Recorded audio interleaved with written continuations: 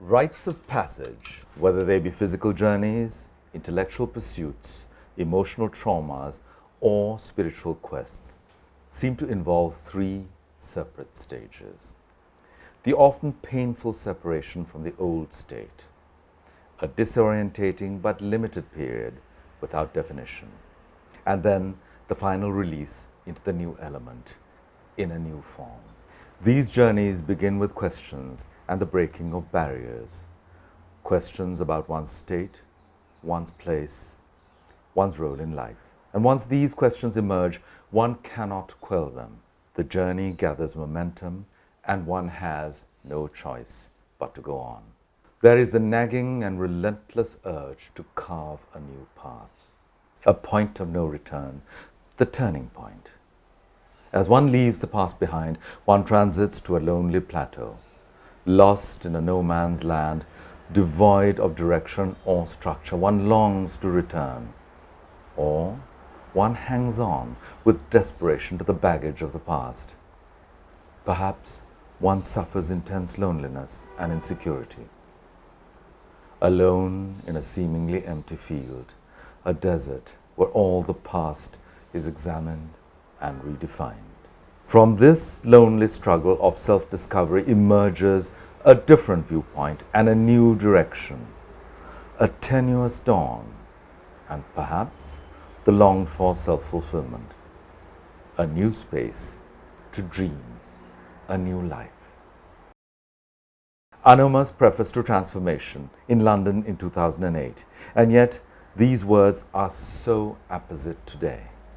This is the calling for all of us today, to be change makers, to be activists, a call for personal leadership, for personal transformation, to contribute to a more conscious and caring world. I have been invited by AOD to have this in conversation with Anoma as part of the Sri Lanka Design Festival and its theme, Impact. The theme Impact and its call to highlight action for a more conscious world resonates with Anoma and AOD, and I myself believe in its relevance in a time when our work is ready for this recalibration. I'm glad Sri Lanka Design Festival has picked this theme at a time when platforms need to be for activism. After all, it's what our future and our kids are calling for. If only we would listen, or had listened. But now we need to, and put all our power behind them. Our theme today with Anoma for this talk is transformation. Anoma has been a future voice for over several decades, and her voice is more relevant now than ever. And her book and its message has the power to enlighten our current discussion and lead to transformation our world needs. What it needs to reflect and reframe to get there. Anoma shares her thoughts about this unprecedented time and the impact this dystopian movement will have on our lives and how it can lead to us being more evolved and conscious beings.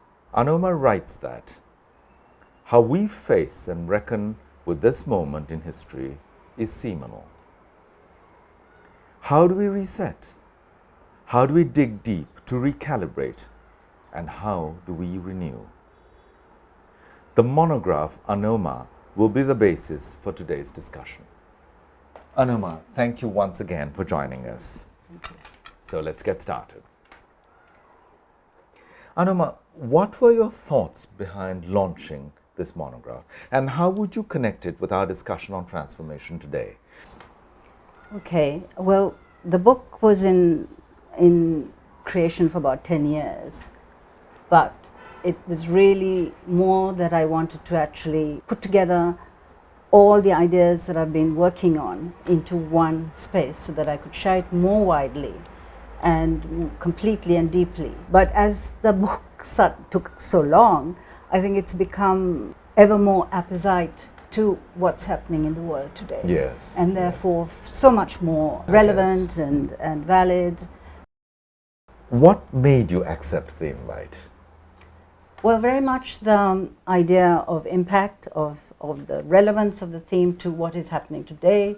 The more we can discuss and share these ideas, the more impactful we can be, the more we can rethink how we frame our lives, reframe our lives, recalibrate, reposition everything. Everything has to be reviewed. In a strange sense, my work has been about climate change, it's about transformation, and it's about diversity and unity. So in a funny way, the work has been going on for the last 20 years. Yes, but it's anticipated this whole... Exactly. Yeah. The several solo shows fall into three recurring areas of interest, or one might even say of three different passions. One aspect is that of personal transformation and soul searching. The titles of the exhibitions are self-explanatory: Flow, Flight, Transformation, and Solitude. And I will begin with the words of Albert Camus, which prefaced the exhibit, Solitude. There are no more deserts, there are no more islands, yet there is a need for them. In order to understand the world, one has to turn away from it on occasion. In order to serve man better, one has to hold him at a distance for a time. But where can one find the solitude necessary to vigor and deep breath in which the mind collects itself and courage gauges its strength? The current show, Vivikta, the new extraordinary, falls within this context. Vivikta is the Sanskrit for isolation, solitude, but also implies being distinct and pure. Can you share your journey with this series? As you pointed out, it is about isolation, which we've all experienced this year. The work was begun on April the 4th, and on March the 17th I was on a flight back from my show in Sydney. Gosh. Just before Just in time. Just in time, and I didn't even know our No. borders were closing. And of course then I was in quarantine, but luckily at home, and the police were coming to check on me every other day to see, have you had any temperature? Yes. any discomfort, madam? Are you all right? Are you all right? So you're waiting to get it right. Yeah, yeah. So obviously it was very painful. Obviously Yes. it was Stressful, like being on the I guess. front line, like doctors and people who've lost people have been, but it was still, came too close. Yes. And of course then we were in curfew. So these works were really an experience of how I kind of felt through that time of intense fear as well as loneliness. It was a very, very internal, frightening time, but also now that I think about it, I feel it was a kind of gift. You know, every crisis has Produces, the opportunity yes, as yes. well. Another strong thread that has run through your oeuvre has been diversity, coexistence, and harmony. From Faith in 2002 in New Delhi, which is about Buddhism and Islam, to the 2019 Kintsugi on migration and inclusivity shown during the Venice Biennale. Many of these complex installations incorporated the work of writers, scientists, activists, and performers, and embraced video and sculpture. But if I can begin with an excerpt from Uma Nair's review in the Asian Age in 2002 about the New Delhi show Faith. Faith. Monuments in a landscape could become the inspiration for a vision of culture and society, and in turn present the reflective idiom that springs out of division and reconciliation. The impact of history on memory and the suspicious nature of the many dogmas we collectively coin as faith. When the emblems of monumentality come together, the chemistry is uncanny. So is the fact that emotions and opinions can surge and sweep one's intellect when you respond passionately to the whole construct of ideology and culture. And then again from the 2006 show, Quest. A trilingual multimedia work that combines digital art with provocative words, music, performance, and video installation, and stems from travels through war-torn and tsunami-ravaged Sri Lanka, ranging from Jaffna to Colombo. Images of devastation and loss are contrasted with words on peace and reconciliation from philosophers, religious leaders, political activists, and leaders and ordinary citizens.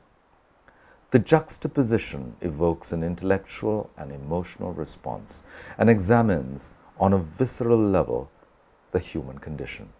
Danu Kandappa wrote eloquently on Quest that it opens up an area of darkness, the possibility for individuals and communities to begin a process of conflict transformation, healing that begins with the recognition that we are all custodians of pain, loss, and fragmented identities.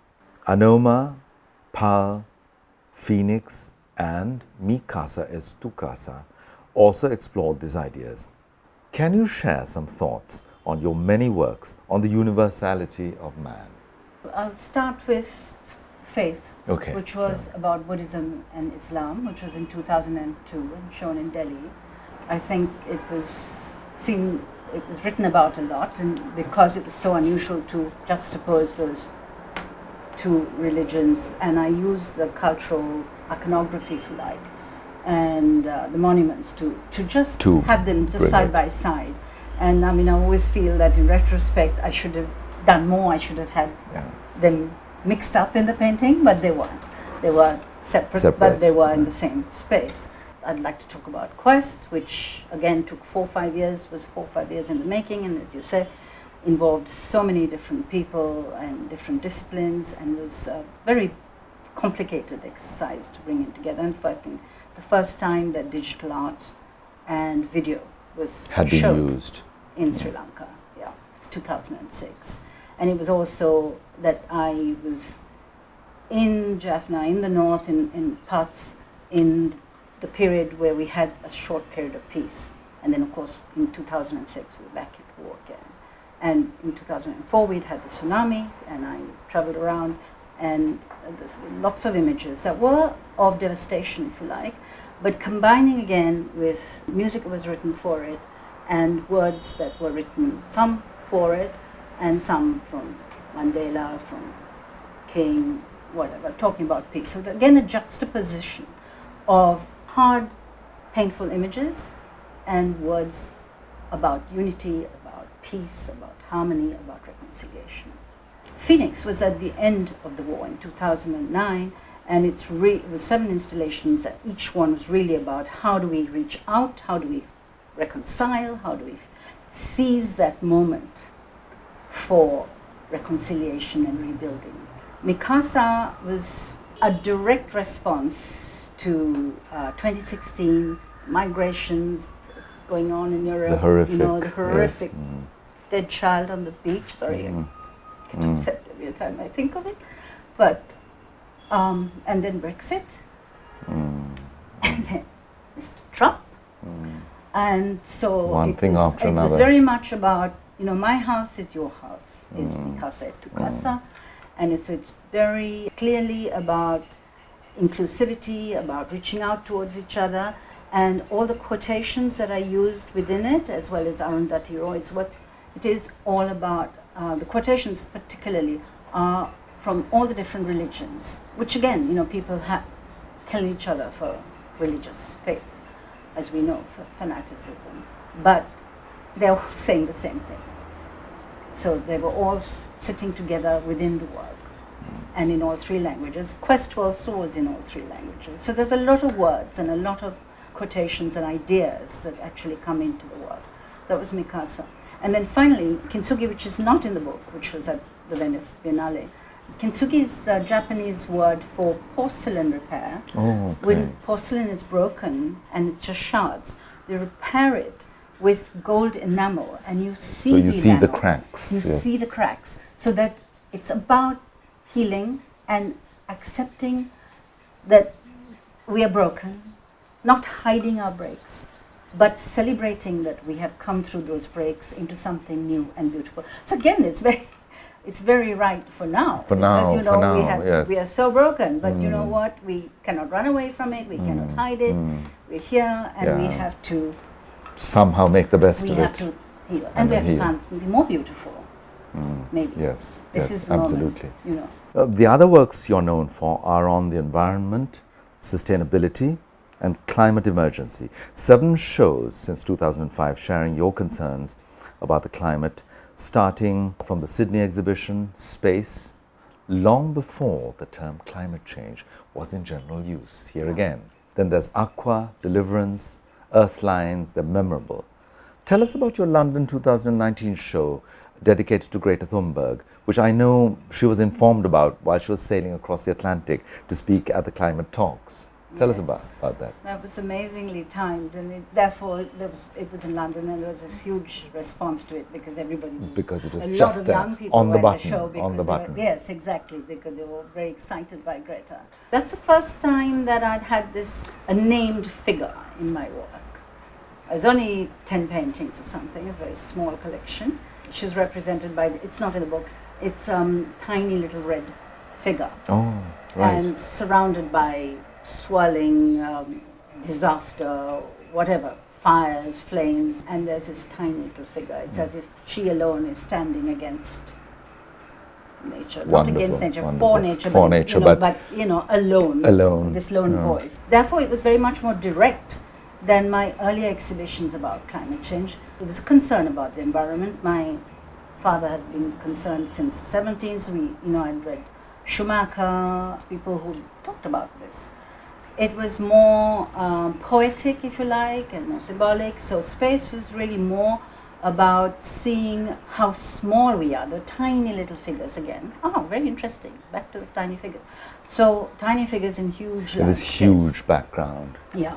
That was in Sydney, and then that was the first. And then there was Aqua, which I did in Maldives, which of course is the front line of climate change. Deliverance, I was an exhibition that was a 3-location exhibition in 2012, timed to coincide with the Rio climate talks, the UN Rio climate talks, which were a disastrous failure. Obama didn't even go. I remember being so angry. And that again was a very interactive show because it was partly funded by HSBC, and we had work on the street, and people came and wrote their thoughts. There was also information in all 3 languages, but people then responded their thoughts and could write about what they thought about. So it was a two-way kind of a and there was very interesting things that children wrote, and there was Russian and Japanese and all kinds of languages. But I remember I was shocked by somebody had written, "Why should I do anything for the Earth? Gosh. What's it do for me?" And I thought, wow, and there were people even then in 2012 that weren't really thinking about climate change. But then by the time I did Earth Lines, which was a response to the Paris Climate Agreement. Accord, exactly. By that time people were much more energized and aware. I think the paintings also are more celebratory, more bright, more lively, because there was such a sense of hope. Exactly. Now the paintings in the book, where did they happen? In my studio. Can I see? Yeah, of course, absolutely. Let's go.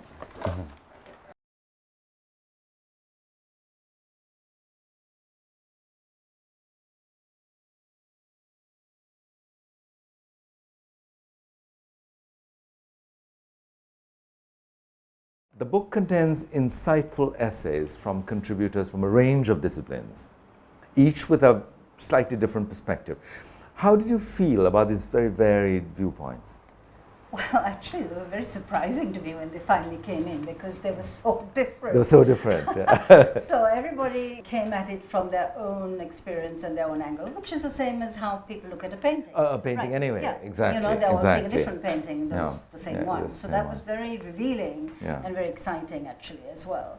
And so maybe I'll just run through. Gananath Obesekra, anthropologist, actually writes about the Buddhist connection, if you like, and impermanence and the fragility of life, and also awareness of the possibility of change, of transformation.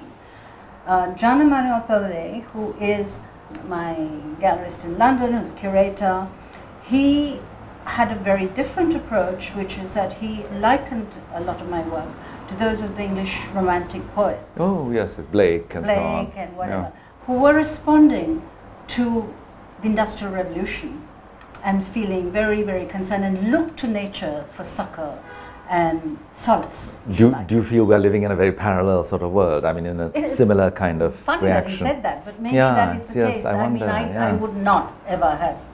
But I mean, I love Keats and I love Blake and I love these poets. But it's very interesting that that he that's drew his, that that's, parallel. Yeah, and then he actually, there's quite a few quotes from them, and I said, can we cut back on the quotes because it's a bit too long? And he said no. So he's totally committed to that. Yeah, so that was Jana. And then we have Rosalind Mello, who's an art critic from New Delhi. And she much more goes into my loss, my pain, and my own personal, if you like, experience. And then my growing, burgeoning feminist consciousness, as well as my interest in societal and political changes and events. Then Professor Jane Rapley, and she was the ex-head of Central St. Martin's, but I've known her for decades, long before she became head, and so it's a very personal viewpoint of my life as a student, my life in London. She would have known you for a very long time. Yes, for a very, very long time. So that was a very much more personal and quite funny, and it's I kind of loved it, just fun and amusing, and she quite sort of laughs at me as well, you know. Yeah, so it's in a good way, in a good way. Yes, quite the Ashok Ferrey style. Yes, exactly. You should read it. And then Richard Simon writes about my life here to some degree, and so puts it in the Sri Lankan context. And then, of course, you've got different introductions to each of the series of works, which are written by different people. So there's quite a lot of writing in the book. It's not just pictures. It's just, I know people who read it deeply, and I know people who say, what? No, I just looked at the pictures. They just looked at the pictures, that's fine, That's also okay. That's okay. After all, whatever you get. Take what you need. Yeah. But it's nice for dipping in. Because there's tiny bits of writing. Or the heavy stuff, if you want.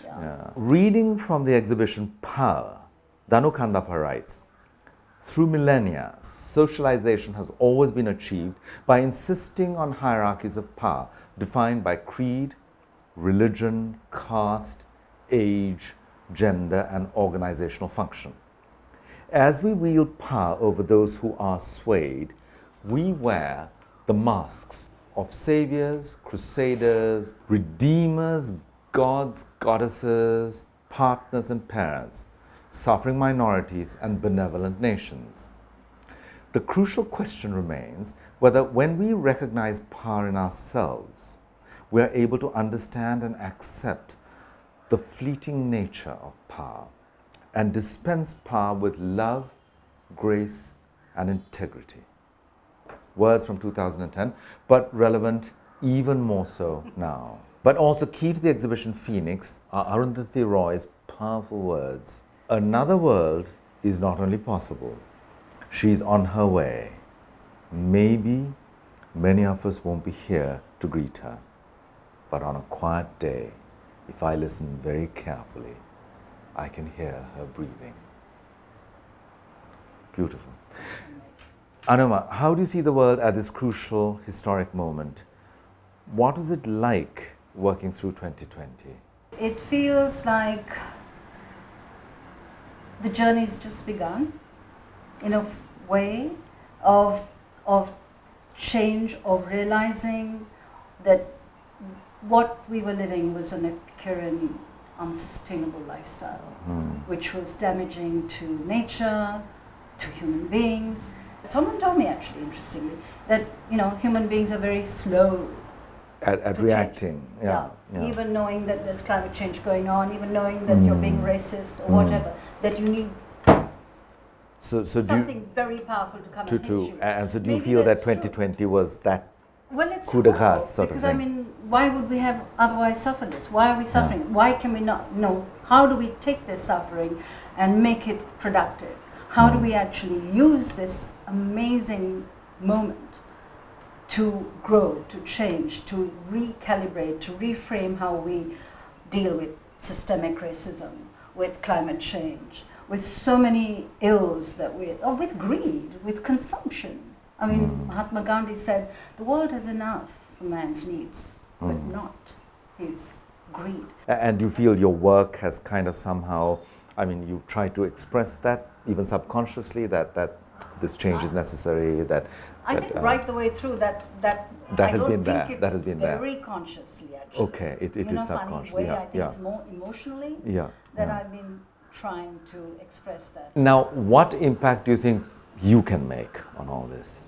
One despairs whether one can make any impact at all, to be honest. I mean, you know, for 20 years I've been working on climate change since 2005. Till, yes, till, since. Till, you know, the end of last year. Maybe the only impact we can make is very small in, you know, incremental steps. As an artist, how can I think it's just to be able to reaching out through the art to your heart, because the change happens not just here, Up there. but it has to happen here. Yeah. And art Is serves able to no go purpose straight through. like music or poetry, except the nurturing of the soul. And so reaching through to the heart and making maybe someone having a change of viewpoint, of thought, of stopping.